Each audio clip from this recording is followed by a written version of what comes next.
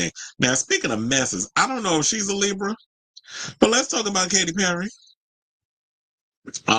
who her A&R, which basically, for those of you who don't know, industry speak starts basically means artist and repertoire. So they're the person that, works on, works behind the scenes, that basically is like, oh, this is who you should pretty much work with on your music. Like they recommend like producers, whatever the case is, when you're, working with artists and all this other stuff. But anyway, so he basically is taking the blame for Katy working with Dr. Puke on her recent album 143 that flopped harder than Snow White at the box office.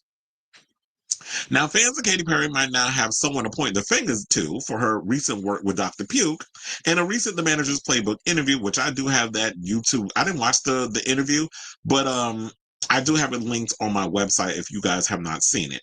So the singer's A&R manager, Chris Anacuti, I think is how you say his name, said that it was his desire to reconnect Perry with the disgraced producer for her album 143. Saying, quote, I think there was some backlash on her reuniting with Dr. Luke, which was my desire. So they basically said that wait, actually, hold on. Well, they basically tell us where to go. Maybe I should open this up and just go right to the video so y'all can see it. But hopefully we don't get in trouble. Where he said what he said. So hold on. Because we'll play the clip. But hopefully they don't flag me for it. Let's go right to hold on. This last Katy record we put out wasn't a commercial success. I wanted to ask you about that. Yeah. Listen, Katy just turned 40 years old. Yeah. All right. Katy's been having hits for 17 years. Katy has two, of the biggest selling female singles of all time. Top 3, top 5 with Firework and Dark Horse. Katy has a diamond album and 7 diamond singles. Katy has toured the world and sold, millions of tickets. Katy has, had 13 number 1 records, 11 number 1 records at top 40 radio. Mm-hmm. At the end and she came out before Instagram and before the streaming era. So one would agree that, she's done it all. Yeah, it's hard. So, she still has a voice and she still has something to say. So she wants to make music and I'm always going to be there to support her. And I believe in everything she does. I think her album is fantastic. Mm-hmm. I think we have massive hits on it. Okay. And you know what? We came out the gate a little shaky. I think there was some backlash for her reuniting with Dr. Luke, which was my desire and my recommendation for her to go back in the studio with Luke. Okay. Because Luke is a dear friend. Okay. And, all the stuff he was accused of is actually not true. So I just thought it was a good time to reunite them after 10 years of not working together. And every single he's ever done for her was number 1. And the press just didn't react favorably. And they basically tried to assassinate him and her. But we're very excited about the record we made. She obviously, put out amazing singles and videos, and now she just launched a tour, and every tour date's selling out. For sure. You know what I'm saying? And she sold her catalog for the press is saying $250 million. The biggest catalog sale for a frontline artist, more than what Justin Bieber sold his catalog for. So at the end of the day, I mean, I think he was at 200 or 225. I think she's 225. Okay. All right. So it was, to be specific, since he wants to go about numbers and wants to play accountant instead of a goddamn A&R, Justin Bieber, I believe, sold his catalog for $200 million. She sold hers for $220, okay, or $250. Who cares?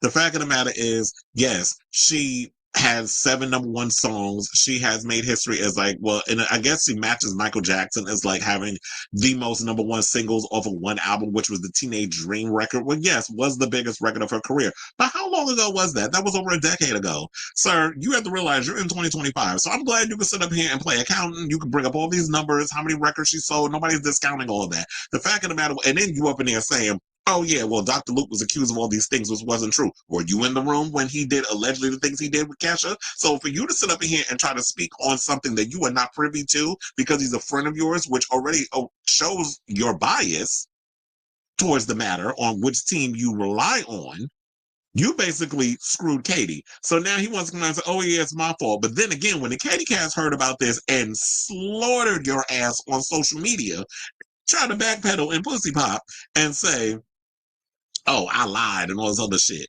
But then here's the thing.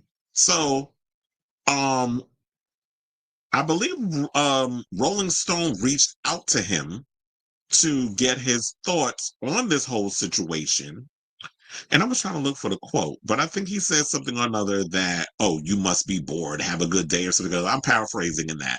But it's like, how are people bored and bring it up? See, now here's the thing. When you get in this social media space and you go over here and you start doing interviews and you start saying the things that you say, you have to realize that once you put it out in the ether, people are going to watch your video. They're going to make comments on whatever the situation is, and they're going to respond. So for you to sit because you're used to being in the background and you're not in the forefront, you're going to have to deal with the repercussions and the backlash that comes from a lot of people. But I want to see something because I want to see what did people say in the comments over on YouTube. Shout out to the Manager's Playbook because that's where the interview comes from. So I want to give shout outs to the people. Yeah,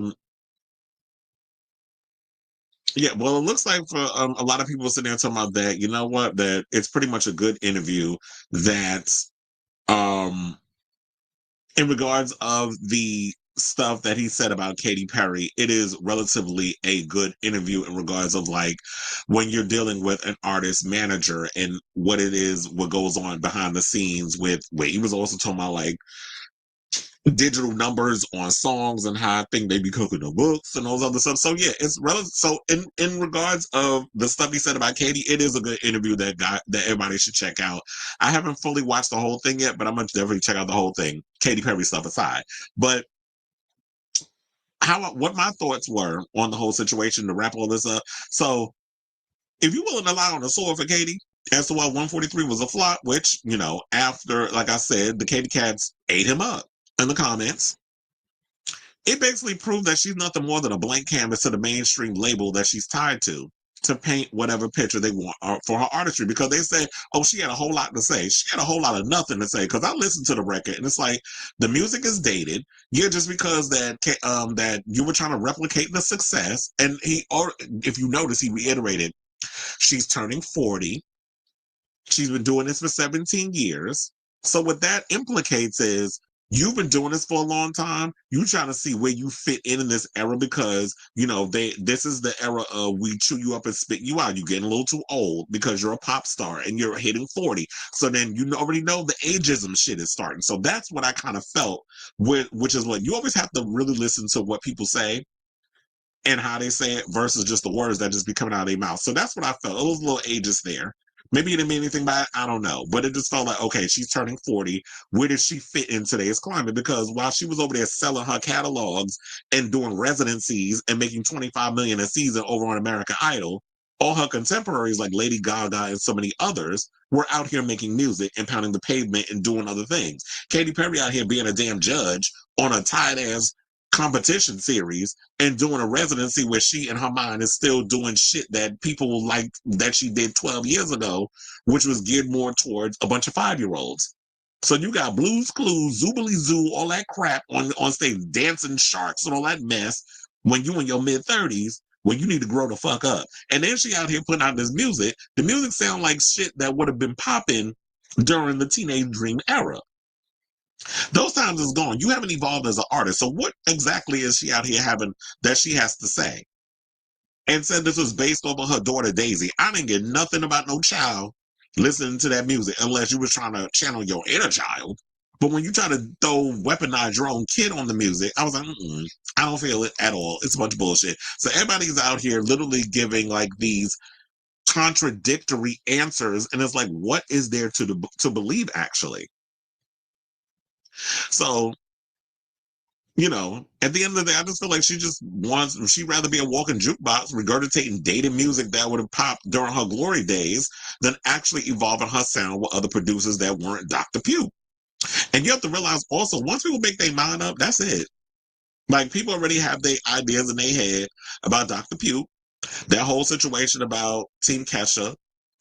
To me, I just feel like Chris is out of touch with what's going on outside his musical bubble. As I always talk about when it comes to that, a lot of these people that work in the industry, a lot of y'all are so caught up in that bubble that y'all don't know how to astral project yourself outside of that bubble and see what the people are thinking. Social media is a whole nother game versus what y'all thinking is working well on the litmus test in your little studios. When y'all coming up with, who do you think this artist should work with? What will work? What won't work? Dr. Puke, whether or not he did or didn't do it, because they said if he's innocent, he settled his case with Kesha. I don't know what the details are. And sidebar, Kesha got a new album coming out, because I was on Apple Music, and I had, they have like a list of albums that's coming soon, and Kesha has a new record out. She dropped a new single a couple of days ago, but she has a new album coming out. I already added it to the list of albums I will be listening to, so it's in the queue. So when that album drops, I will know. So it wasn't just the press, he needs to realize, that tried to assassinate him and her, as he tried to say, Katy and Dr. Puke. People who were hashtag Team Kesha that were also fans of Katy's music, because I don't think it's just one or the other. There are fans who are they like Katy's music that are also listening to Kesha. They all came up around the same time. So a lot of us, I was listening to Katy Perry back in the day. I was listening to Kesha. I was listening to Gaga. I was listening to all these girls that came up around that time. Nicki Minaj, like all those girls came up, Rihanna, all those girls came up around the same time. And everybody out here still making music, except Rihanna. But she got other things that she doing. So she don't need the music, quiet as a scam. She don't need to sell her catalog to make a coin. She got Fenty Beauty. You need to sell your dated ass songs in order to be, have financial stability. Because quiet as a scam, what Orlando Bloom out here doing? I'll wait. Waiting for another Lord of the Rings movie to get made. So, as I stated before, once people make their mind up, there's no changing it. So for him to take this snarky comment, you must be bored, you the one that put it out here. So it's going to be catnip for the press, obviously, to elaborate further on, and the fans are going to say what they're going to say. So remember, when you put things out there and people take a snippet, expect the backlash. But I didn't want to just give y'all a snippet. I wanted to have y'all hear the whole clip, so that way you can pretty much get an idea relatively of what he said in that whole situation. So I definitely want to hear from you guys in regards of what Chris had to say. Do you actually agree with his assessments on what he said about Katy Perry? He said that, look, he takes full responsibility for her working with him. And she made it seem like she was all for it. So she agreed. I would have just been like, okay, we need to push. Like, here's the thing. If Katy was trying to take an old sound that worked for her and evolve it and show that, I have grown and I'm mature, because she and Lady Gaga is around the same age, but except Katy's a year older.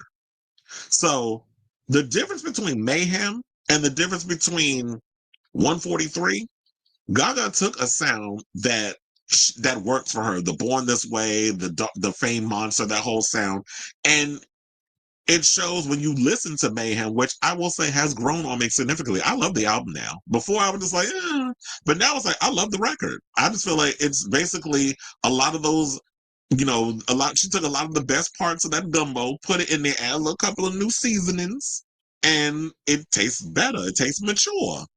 And that's what she should have did. If you was going to sit up here and take that old sound that worked, that gave you all them damn diamond records and all that other stuff, you should have matured your sound. You should have matured your lyrics. You should have just showed that you have grown and not out here trying to just relive your glory days. So maybe you need to kiki with Gaga and ask her what her little recipe is, and then you can copy it, because, ma'am, you need a little help on your career. So I ask all of you, what do you guys think of this story? Whatever your thoughts are, let me know in the comments down below.